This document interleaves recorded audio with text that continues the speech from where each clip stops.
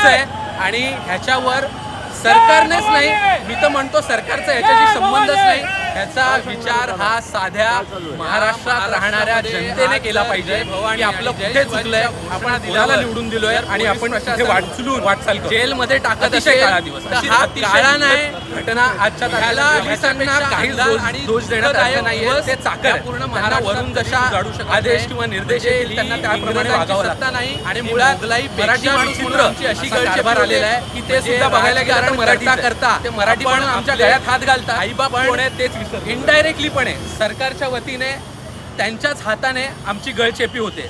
म्हणजे मी पुन्हा एकदा तेच सांगू इच्छितो की मराठी माणसाला ज्या 105 हुतात्म्यांना गोळ्या घालून त्यांना छातीवर गोळ्या घेऊन ह्या मुंबईला महाराष्ट्रामध्ये त्यांनी सामील करून घेतलं, आज पुन्हा एकदा माझ्या मते ती मुंबई तोडण्याचा हा कुठेतरी डाव दिसतोय आणि ही फक्त त्यांनी सुरुवात केली आहे, हलवून बघण्याचा प्रयत्न करतायत. आपण झोपेतून लवकर जागतोय की एकदम गाढ झोपेत आहोत. तर माझी मीरा भाईंदरच नाही, मुंबईतल्याच नाही, पूर्ण महाराष्ट्रातल्या जनतेला विनंती आहे की त्यांनी मराठी माणसाच्या या आवाजाला साथ द्यावी आणि आमच्या पाठीशी ठामपणे उभं राहावं. हा कुणा एकाचा लढा नाही आहे, हा तुमच्या आणि आमच्या अस्तित्वाचा लढा आहे.